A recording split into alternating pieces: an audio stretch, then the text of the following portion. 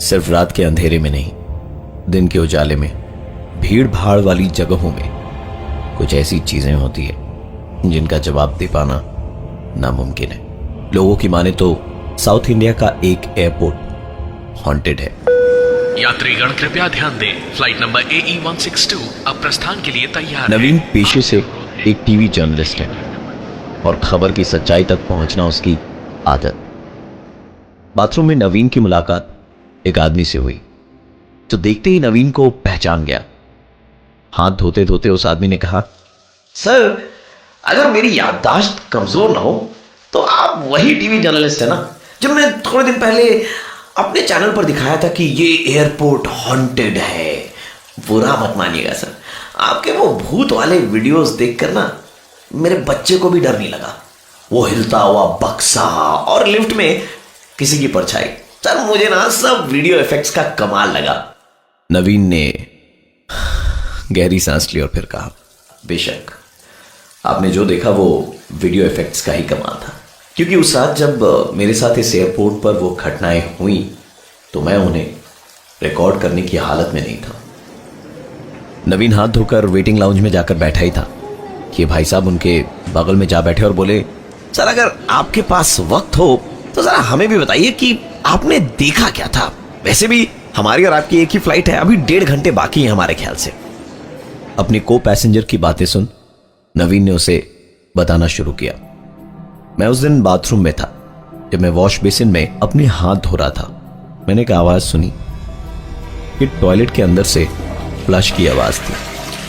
मैंने इस शीशे में देखा कि बाथरूम का दरवाजा खुला और अपने आप बंद हो गया, पर बाथरूम के अंदर से कोई भी बाहर नहीं निकला। मैंने आगे बढ़कर उस बाथरूम के दरवाजे को बाहर से अंदर की तरफ धकेला। दरवाजा पूरा खुला और मैंने देखा कि अंदर कोई नहीं था। उसी वक्त किसी ने दरवाजे को अंदर से बाहर की तरफ धक्का दिया। इस घटना के तुरंत बाद मैं बाहर आकर यहीं इसी सीट पर शायद वेटिंग लाउंज में बैठा ही था और अंदर घटी सारी घटना के बारे में सोच रहा था कि अचानक एक लड़की चीखती चिल्लाती हुई मेरे सामने से गुजरी। मैं पीछे की तरफ पलटा ये देखने के लिए कि उसके पीछे कौन है, तो वही लड़की फिर चिल्लाते हुए मेरे बगल से गुजर गई। मेरे अगल बगल जितने भी पैसेंजर्स थे उनका कोई रिएक्शन ही नहीं था, जिसका मतलब साफ था कि जो चीज मैंने देखी वो किसी और ने नहीं देखी थी।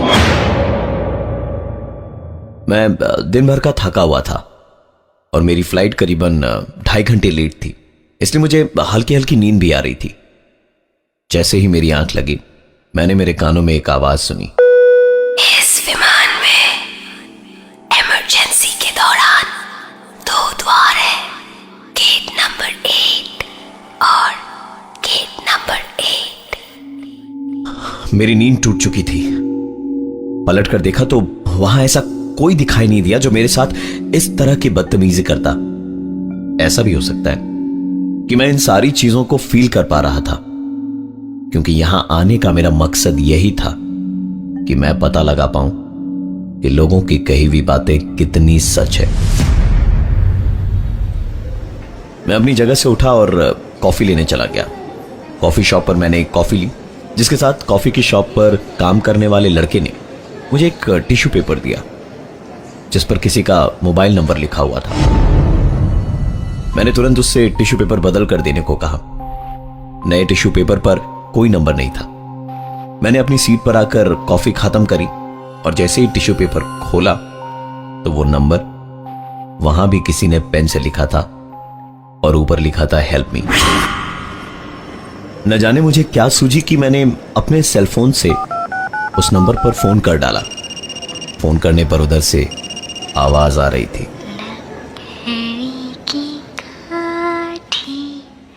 ये आवाज मैं अपने फोन पर तो सुन पा रहा था, पर ऐसा लग रहा था जैसे फोन कहीं अगल बगल ही बज रहा हो, क्योंकि फोन को कान से हटाने पर भी आवाज मैं साफ साफ सुन पा रहा था।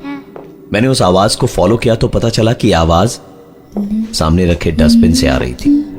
शायद फोन वहीं पर हो। मैं डस्टबिन के अंदर झांकने को जैसे ही झुका कि किसी ने पीछे से मेरे कंधे पर हाथ रखा।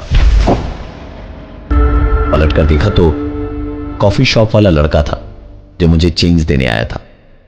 इसके बाद मैंने डस्टबिन में झांका तो वहां कोई फोन नहीं था।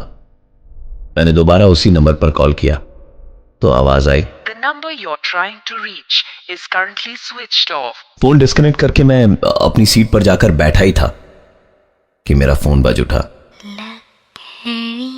ये रिंगटोन तो मेरे पास था ही नहीं, तो ये मेरे फोन पर कैसे बजा? मैंने फोन उठाया और मैं हेलो हेलो करता रहा, पर दूसरी तरफ से कोई आवाज नहीं आ रही थी। इससे पहले कि मैं फोन डिस्कनेक्ट करता कि मेरा ध्यान एक दूसरी आवाज की तरफ गया। मैंने एक लड़की को चीखते चिल्लाते और भागते हुए देखा जो सीधे जेंट्स वॉशरूम में घुस गई। न जाने मुझ में कहां से इतनी हिम्मत आई कि मैं दौड़ता हुआ वॉशरूम में घुस गया उसके पीछे पीछे। वॉशरूम के अंदर जो देखा उससे ज्यादा डरावना मैंने अपनी जिंदगी में आज तक कुछ नहीं देखा। बाथरूम में घुसते के साथ ही बाथरूम के अंदर आने का दरवाजा मेरी आंखों के सामने। बाथरूम के अंदर जो टॉयलेट्स थे उनके दरवाजे अपने आप खुलने और बंद होने लगे। और सबसे चौंकाने वाली बात, बाथरूम के शीशे में मैं उस लड़की को भागते और चीखते हुए देख पा रहा था, और ये मुझे सिर्फ और सिर्फ उस शीशे में ही दिखाई दे रहा था। नवीन ने हेल्पलाइन पर फोन लगाने के लिए फोन निकाला तो देखा कॉल तब भी चालू था। उसने जैसे ही फोन लाइन डिस्कनेक्ट करी तो उस लड़की का चीखना चिल्लाना, टॉयलेट के दरवाजे का खुलना बंद होना सब रुक गया, और वॉशरूम का मेन गेट भी अपने आप खुल गया।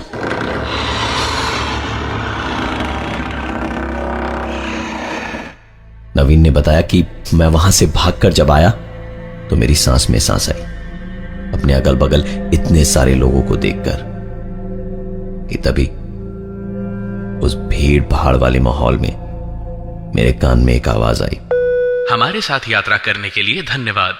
आशा करते हैं आपकी यात्रा सुखद रही। आप हमें दोबारा सेवा का मौका देंगे। धन्यवाद। मैंने पलट कर देखा तो एक टिपिकल हॉरर स्टोरी की तरह वहां कोई नहीं था। अपनी सीट से उठकर मैंने ग्राउंड स्टाफ से मेरी वाइजैक की फ्लाइट के बारे में पूछा तो पता चला कि मैंने फ्लाइट मिस कर दी है, और एयरपोर्ट ऑफिशियल्स ने मेरे नाम की तकरीबन आधे घंटे तक अनाउंसमेंट करी जो मैंने सुनी ही नहीं। नवीन की सारी बातें सुनने के बाद उसके को पैसेंजर ने कहा, सर आपकी कहानी में दम है, पिक्चर बनाइए, हिट हो जाएगी, पर वो बाथरूम वाला सीन ना थोड़ा टू मच था सर। इस नवीन ने कहा, टू मच तो था ही, क्योंकि उसी कारण तो मेरी फ्लाइट भी मिस हुई थी। नवीन और वो को पैसेंजर बात कर ही रहे थे कि अनाउंसमेंट हुई, Passengers traveling from flight number 681 are requested to board the flight from gate number 8. उसने कहा, चलिए नवीन साहब, हमारी फ्लाइट का टाइम हो गया है। तो नवीन ने कहा, हमारी नहीं, सिर्फ आपकी, मुझे तो अभी वॉशरूम जाना है।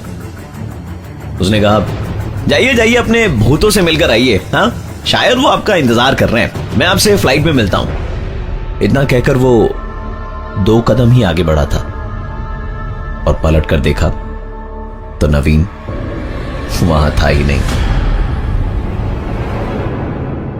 दरअसल उस एयरपोर्ट के हॉन्टेड होने की खबर को कवर करने के 1 वीक बाद नवीन की अचानक ही मौत हो गई। उस एयरपोर्ट से ट्रैवल कर चुके कई और पैसेंजर्स का कहना है कि उन्होंने नवीन नाम के एक जर्नलिस्ट को उस एयरपोर्ट पर देखा है और उससे बातें भी करी है। शायद नवीन अब आपका इंतजार कर रहा है।